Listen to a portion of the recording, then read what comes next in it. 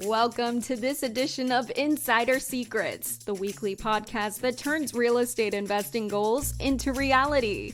Each show, we interview guests who are seasoned real estate professionals, actively closing and managing real estate deals. Mike is the founder of My Core Intentions and would like to help you make your real estate investing dreams a reality. Mike coaches you to buy investment real estate, creating short-term cash flow and long-term wealth.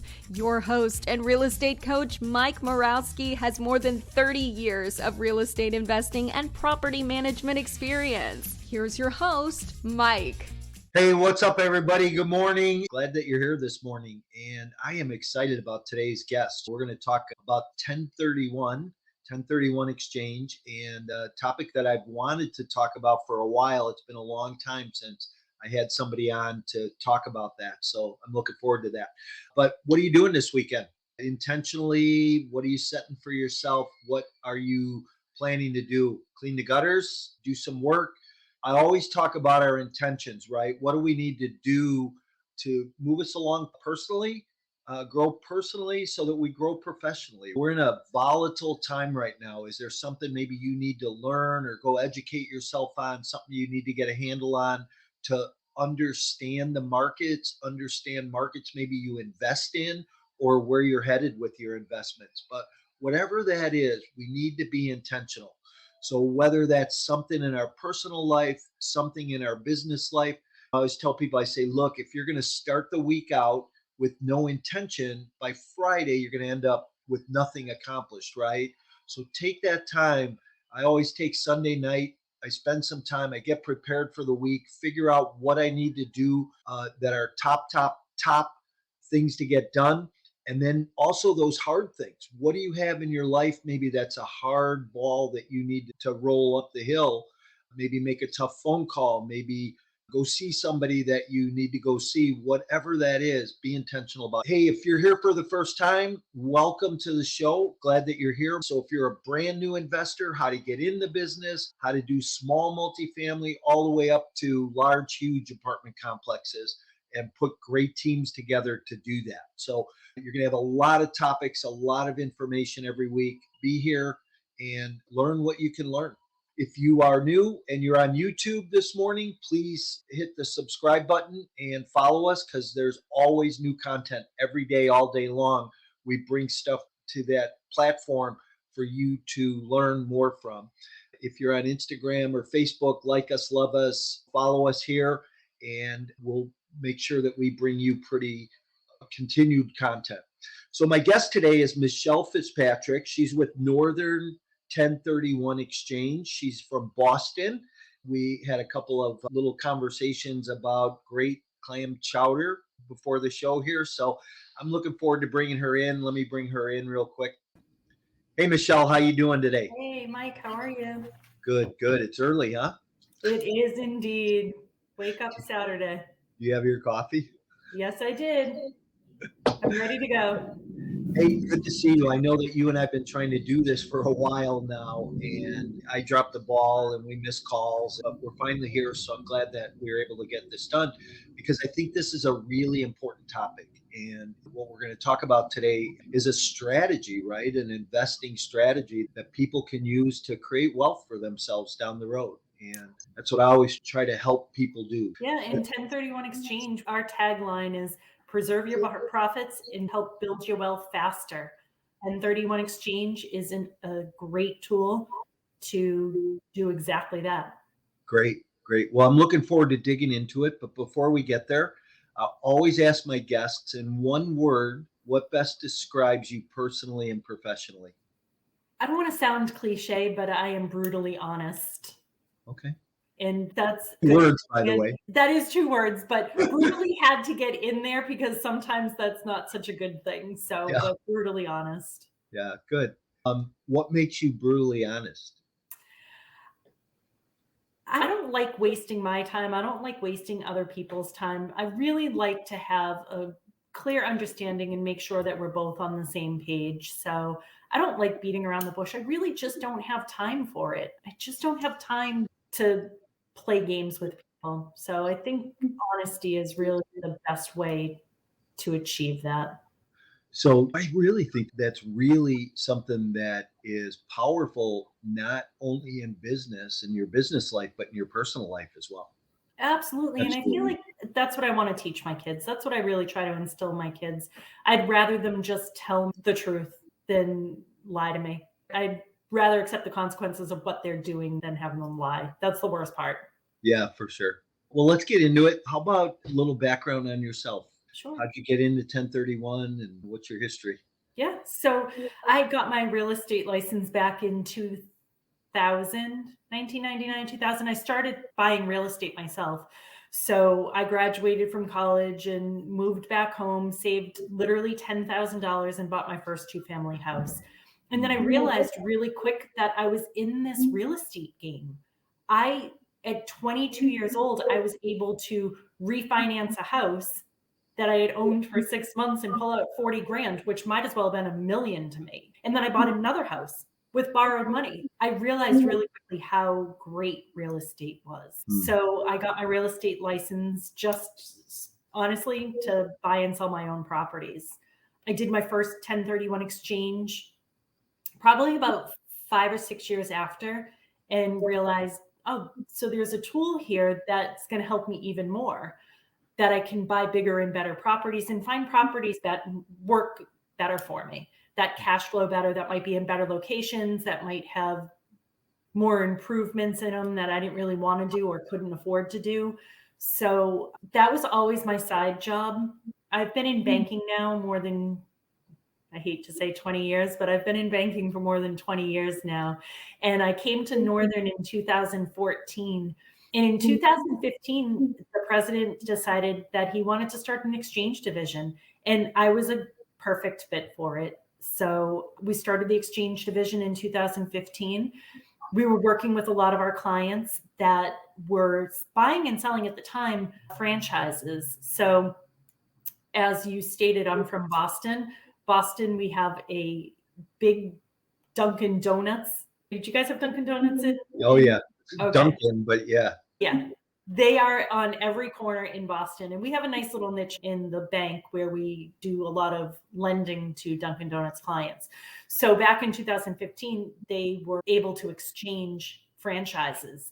So we did a lot of Dunkin' Donut franchises in 2015, 2016. And then when tax reform came in 2017, we weren't able to do, the IRS took personal property out of the exchange, out of the tax code.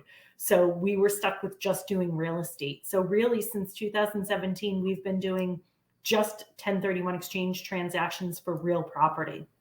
And here we are now 7 years later, and it's been a great business for the bank. It's been a great business for me. Awesome. So there's so much I want to unpack. I wrote a couple notes down. So you got your real estate license to do your own transactions. Did you sell any real estate?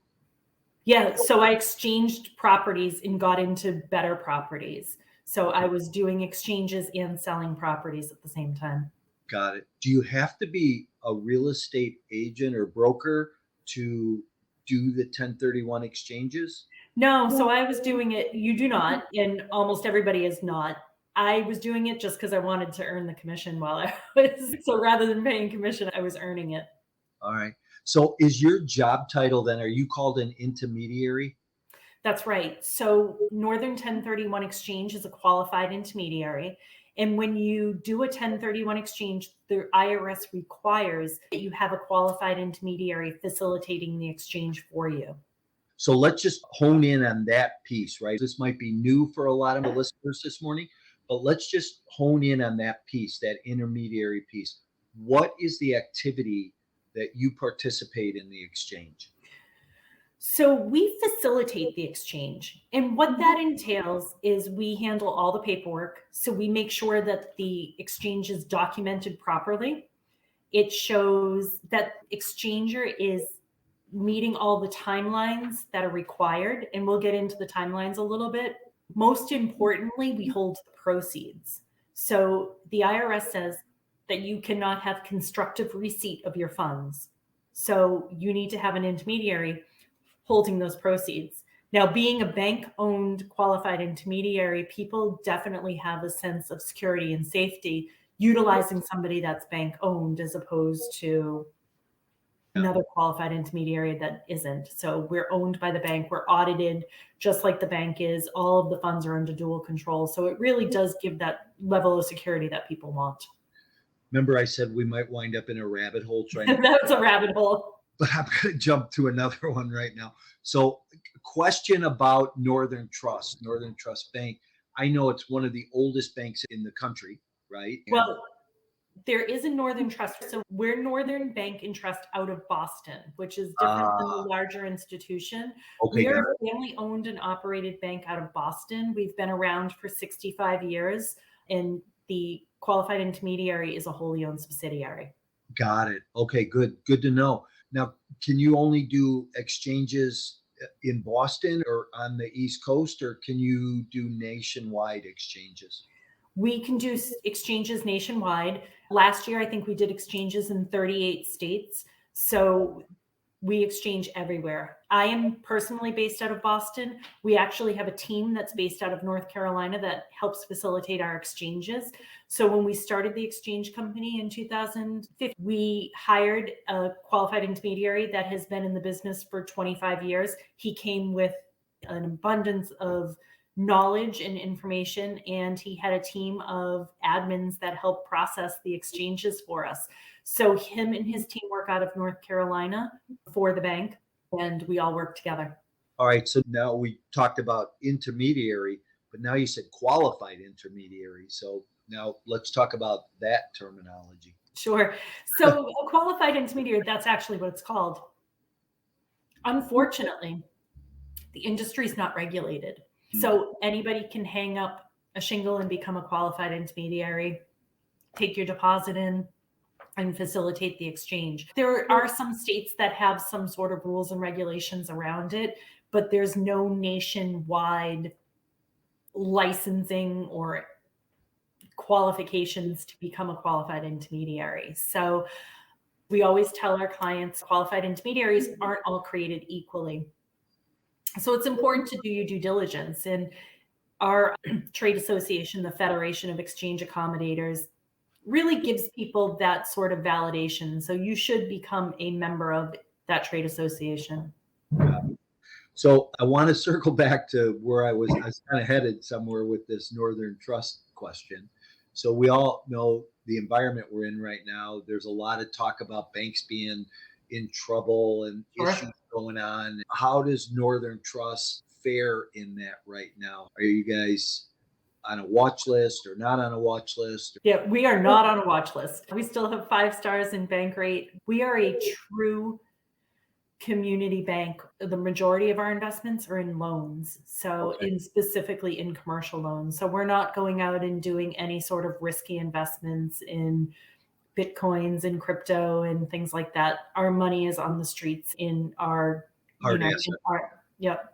Okay. We've been dealing with this for the last 2 weeks because every bank has seen that sort of fallout from SVB. So we offer services and products that allow people to get FDIC insurance 100% of their deposits. So awesome. Yeah, do you know who Dave Ramsey is? Oh yeah. Yeah. So I heard Dave Ramsey the other day. I'm not a fan. I don't like a lot of what he teaches or talks about. But I heard him the other day and I said, wow, he really nailed this. But he was talking about these banks and he basically said, if you aren't a big player in a bank, if you weren't involved in crypto or some offshoot of the Bitcoin era, if you didn't grow in technology too fast in a short time and make a boatload of money and put it in a bank that invested in some other things, your money's okay. And not to worry about it, that it's those types. And he broke it down this way. He said, if you're not a player, you're okay. It's the bigger ones that kind of got in trouble or are in trouble. So I would say the big banks. I wouldn't say players because I think that there's a lot of small banks that do a lot of great things for their community. So I would say that in our community in Boston, we are a player and we are putting money out on the streets every single day. So we're making a huge difference, just not on a large scale like that. Yeah. I guess it's the terminology I don't agree with. Yeah. It was just kind of interesting though, because he brought it into perspective and said, hey, listen, don't worry about your money in the bank. It's insured. Most people don't have $250,000 in a savings account anyhow. Right. Right. And I'm a syndicator. So I've had investors come to me and say, hey, listen, what's going to happen with our property? And I've said, what do you mean? Well, these banks are failing and there's problems. I said, first of all, the government's not going to let all the banks fail. Second of all, our money, we pay to the bank because we owe money on this asset. So we're paying. So even if the FDIC did come in and take over that bank, we would get a new servicer and just pay our money to that new servicer. Right. They're not calling the loan immediately. Yeah. It doesn't affect us. It doesn't affect our asset. We're in good standing. So it falls back on us as the vendor or the customer. It has been, I got to tell you though, it's been a crazy 2 weeks. And I went through it in banking in 2009, but this was a crazy 2 weeks. It happened so quickly and I was shocked by it. Yeah. I remember 2009. It's funny you bring that up. I remember in 2009 watching the news and seeing local banks here in Chicago. The news was out there filming as the FDIC walked in and locked the doors behind it. And it was like, holy cow, this stuff is real. So I understand the concern of people, but I think a lot of times general population, the public get overly concerned about things that they just don't have enough information about. It's all the media. A lot of it's just a big media hype. They're getting just bits and pieces of information. I always say that if the media would dig their teeth into everything's okay, the whole world would change. So. Again, that's another rabbit hole we can go right down. Right, exactly. I see we're on the same page on that. Anyhow, so let's talk about 1031. Let's talk about the process. I have a piece of real estate that I'm selling, and I want to defer my taxes, right? Is basically what a 1031 does. Is it keeps me from being liable for capital gains today. So can you take it from there? Absolutely. So what people should understand is that a 1031 exchange is only going to defer your taxes. It's not going to eliminate them. So you're kicking the can down the road. You're bringing your tax basis from one property over to the next property. So honestly, the ultimate goal would be to die with your property. And then your heirs get the stepped up in basis and everybody wins. But that's exchange until you die. Well, Warren Buffett said the best time to sell is never. What else are you going to put your money in though? I always think it's funny when people call me and say, oh, I'm going to sell my property and I just want the cash. And I'm like, well, what are you going to do with it though? There are so many different types of real estate that you can invest in that are going to actually serve your purpose. I don't understand why you would ever pay 30 to 35% in taxes and then invest whatever was left over. So I agree with Warren Buffett. Yeah.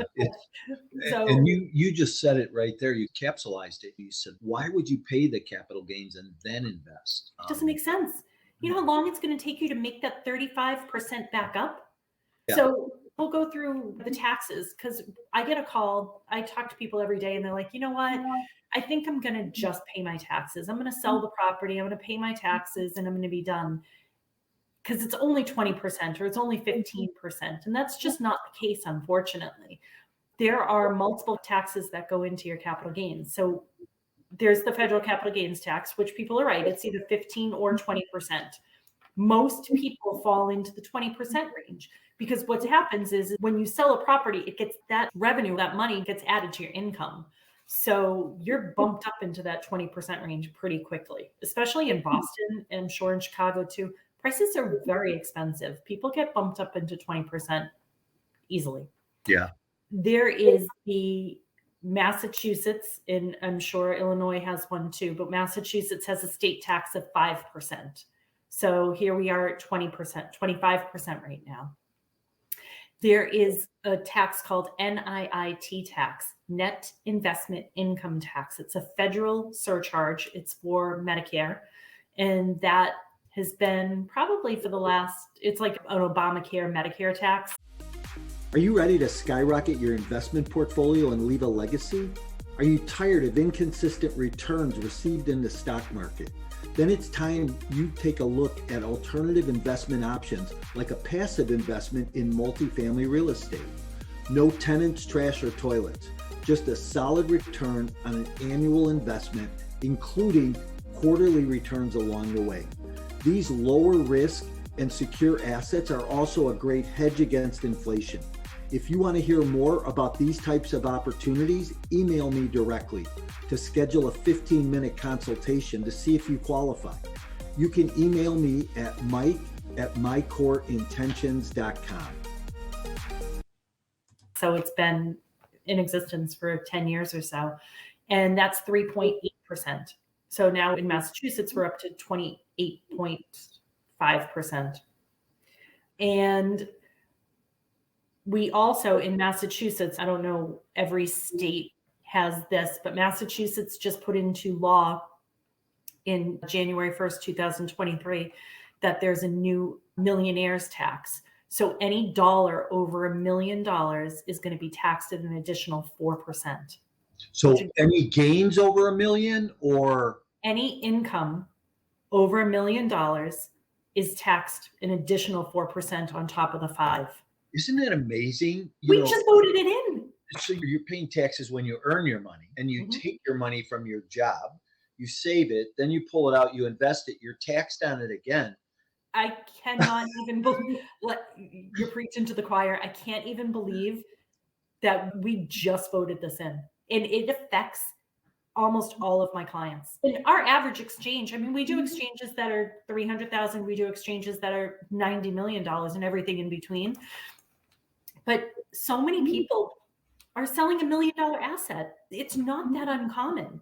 Our average exchange, I think, is $1.2 million. And that's just for a 2-family in Boston. So we have the millionaire's tax. So some of these people, here we are, we're just inching up.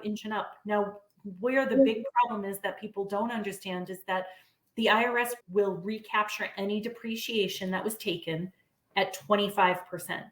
So, if somebody has owned a property, they depreciated, let's just say they depreciated over 10 years, $100,000. The IRS is taking $25,000 of that back right away. On the exchange or just in a normal transaction? On if you just sell. So by doing an exchange, you will defer all of those taxes, including the depreciation recapture. So to me, it's a no-brainer. All of those will add up to easily 35%. And sometimes people are getting more than that. So you sell for a profit and you sell and don't exchange, you have 30% down right off the bat. Okay. Nice call. Great talking to you today. I know it's terrible, right? But the good news is, so I deliver the bad news, but then I become the hero. And I'm like, but I have a solution for you. I can fix this. We can get you into something. We can get you to exchange. I used to tell my assistants all the time, look, problem's fine. We're going to have problems, but come to me with 3 solutions. That's what I do. This is why I love my job. Let's go. Yep. This is why I love my job. I feel like everybody that works with us, they're like, this was great. I'm so glad I didn't know about it. I'm glad that either my attorney told me about it before, or my realtor told me, or my CPA. I'm so glad that somebody told me about it, because it really isn't something that the average investor would know about. Yeah, it's kind of a hidden secret. Let me just ask, from a global not a global standpoint, but nationally, do we know how much money goes through this process on an annual basis? How big is this industry? Billions and billions. I mean, we are very small. We do 300 exchanges a year. There are title companies out of Chicago that do thousands and thousands of them a year. So if I'm selling my personal residence, can I exchange into my next personal residence? No. So what is excluded from a 1031 exchange is your primary residence, second homes, any personal property. So you cannot exchange your personal residence. But the good part is, the good news about that is that you get a tax exemption for your primary residence. So you can take advantage of a primary residence tax exemption for $250,000 per person, $500,000 for married people. And you can take advantage of that every 2 years. So you don't have to exchange. Okay. So an exchange is just for investment purposes, investment properties, or business properties that are used for business use. So I know there's some variances in this. So can I exchange from a single family home into an apartment building? Can I exchange from a apartment building into a single family home? Can I go from an apartment building to a commercial building? Talk about that a little bit. Yeah, that is a great question. So that's the like kind myth is what we call it. I'm the question guy, by the way. I love it. And have all the answers. Just come at me, Mike. No, that's the like kind myth. So to sum it up, you can exchange real property for real property that is held as business for business use or investment purposes. The type of property doesn't matter. So absolutely, you can exchange a condo for an apartment building. You can exchange an industrial building for a retail shop. It doesn't matter as long as it is real property for real property that's used for investment or business use. So could I exchange from a single family rental to a houseboat? No, because a houseboat is not deeded. So a houseboat's considered personal property. However, we have done multiple exchanges on boat slips that are deeded boat slips. As long as they are renting those boat slips and not using them for their own yacht and living in that yacht, they can absolutely do a deeded. We've done deeded boat slips, deeded parking spots, but the houseboat is considered personal property. Interesting. So it's not just real estate then, but there's other things that you can exchange, right? Can you artwork or? Not anymore. So that was taken out of the code. So personal property was taken out of the code in 2017. So it really is just real estate. But like I said, because the parking spots and because the boat slips are deeded, those are considered real estate. Oh, interesting. So you use the word, it's 1031 exchange. Is that the only type of exchange out there, or is exchange used for in any other terminology? Yeah, so 1031, that's the IRS code. So it's the 1031 code and it's called like kind exchange. And yes, that's all that's available. The tax code, when you said it a little earlier that you think maybe it's like a little bit of a loophole or things that people don't know about. But what's kind of funny about it is that the tax code started in 1918. That was when the IRS, came together and put the first taxes together. And it was in 1921 that 1031 became part of the code. So it was literally just 3 years later. So there's been a need for it since the beginning of taxes.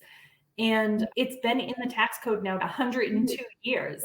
So it's been in the tax code as long as the tax code's been in existence for the most part. So it's really not this secret or this loophole. It's necessary for the real estate industry. It's a necessary component. It's what's making real estate continue. It's what's making investors sell properties, other investors buying properties and renovating them and continuing that economy and continuing that real estate to flow through cities. That's how cities grow, is through 1031 exchange. Yeah, interesting. So let's talk about the timeline. So how does it work? What are the mechanics behind it? So the IRS isn't going to give you everything for easy. You have to work for it. So there's nothing super easy about doing this in such a time frame. So the IRS says from the time that you sell your relinquished property, so from the time that you close, you go to the closing table and the proceeds come to us, you've deeded the title or direct deeded to your seller, your buyer, your time starts, your clock starts ticking. So you have 180 days total from the time that you sell to the time that you have to take title to your replacement property. Now, that's kind of the easy part of it, because 180 days, that's 6 months, that's pretty easy. Where it's hard is that you only have 45 days to identify a replacement property. So from the time that you sell your relinquished property to the time that you have to identify a replacement property is only 45 days. That's hard because you have to give us, your qualified intermediary, a list of properties that you want to purchase. And you have to purchase one of those properties off the list or your exchange fails. The IRS has very specific rules and guidelines on how you can identify property. Interesting. So, Michelle, I'm a syndicator. I bring multifamily opportunities to the marketplace, raise private capital. So I bring limited partners in on that side of the business to provide the capital to buy the property, do our capital improvements, run and operate the property, whatever else goes into that. Can someone 1031 exchange into a syndication?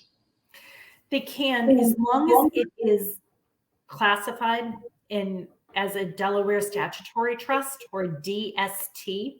The IRS has recognized DSTs, syndications, as exchangeable property.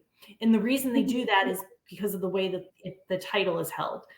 The investors are considered like tenants in common, so they're fractional interest shares in the property, but they're fractional interest in the underlying property, not in like a trust. So REITs don't qualify because they have an interest share in the actual trust, whereas the DST, they have a fractional interest share in the underlying property.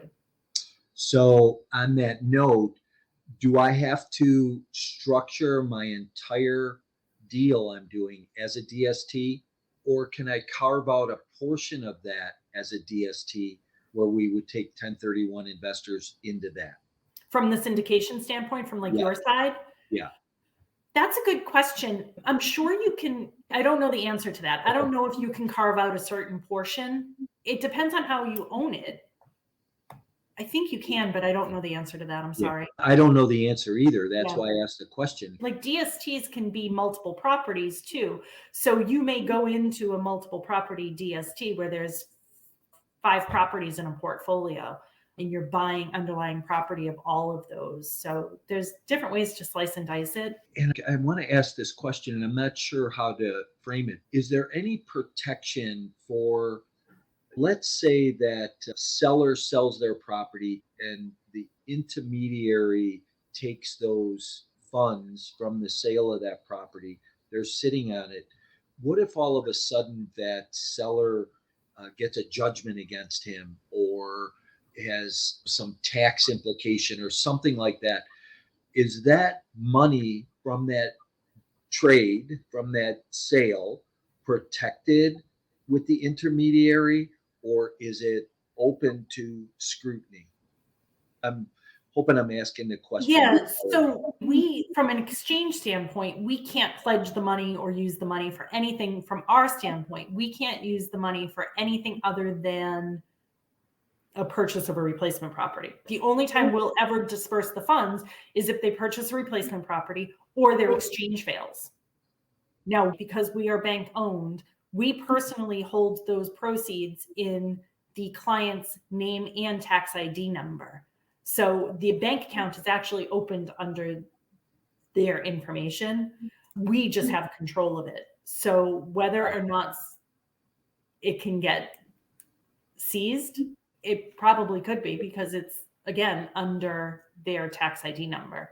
And that's how we hold the funds. Some QIs may do it differently, but we hold them for insurance purposes, for the FDIC insurance purposes, and to making sure that those clients know that those funds are theirs. They're segregated from all the other funds.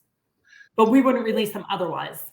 You mentioned exchange fails. So let's say that you're 170 days, 175 days into the exchange.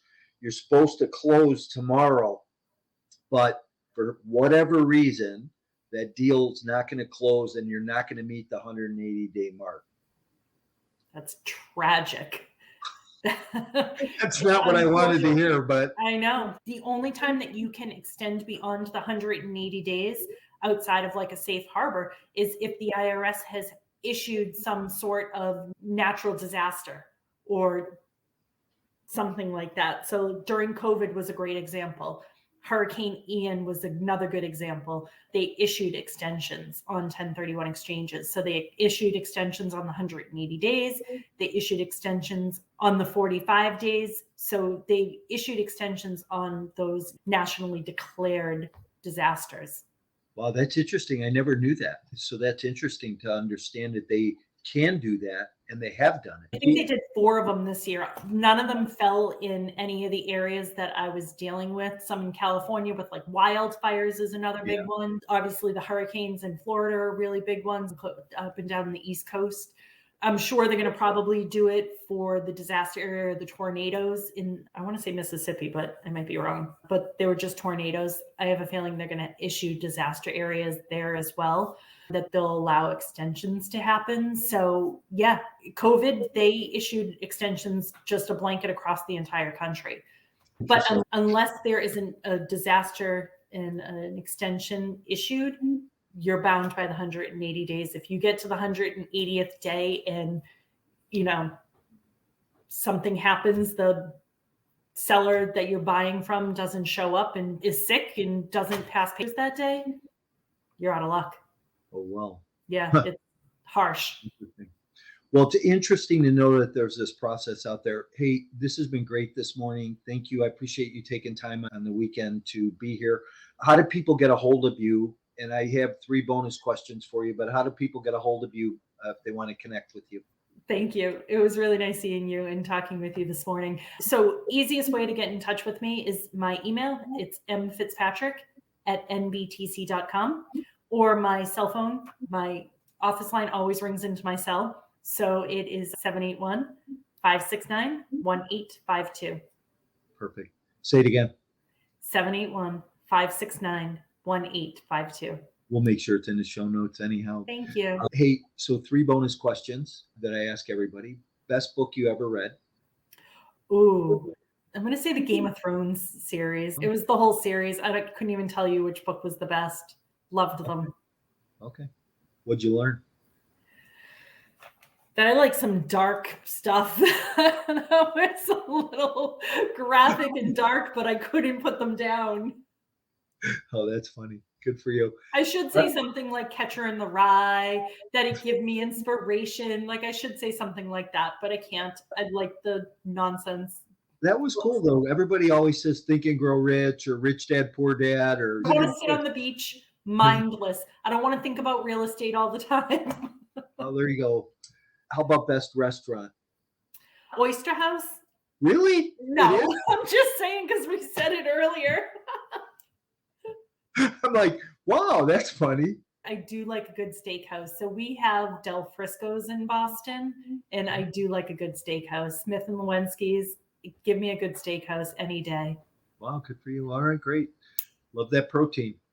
How about best tourist attraction? Boston or otherwise? Whatever you feel like. Okay, I'm going Boston, Fenway all the way. Oh, God. Come on. I love Fenway. You go into Fenway, there's something so special about Fenway. Whether you're a baseball person or not, you can't beat Fenway. Well, I think it's the only park in the country that's original. Wrigley Field has been rebuilt and modified, and I don't know what else in the country, and I love baseball, but I don't know what else in the country is not pretty much original like that. Yeah, you can't beat Fenway. Fenway is pretty special. I was impressed when I went there. Hey, thanks for being here this morning. I appreciate you. Mike. And I'm going to move you to the back room. Say goodbye. If you hang out with me for a minute, that'd be great. Sounds good. Thanks, Mike. All right. Stand by. Hey, everybody. That was great this morning. I learned some things. I hope you learned some things. But the 1031 exchange can be a powerful tool for you in your real estate investing journey, whether you are doing multifamily, single family, whatever asset class you're in.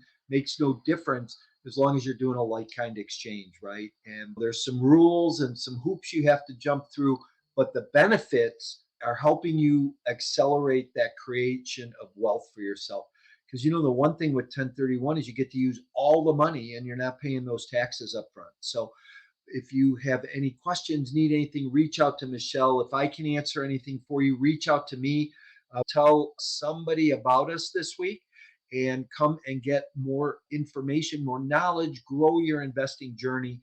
Remember, like us, love us on social media, and follow us on YouTube. I'll look forward to seeing everybody next week. Thank you, Mike. And thank you for joining us for another great episode of Insider Secrets. As always, Insider Secrets is brought to you by My Core Intentions. Wherever you hang out on social media, you will find Mike and My Core Intentions.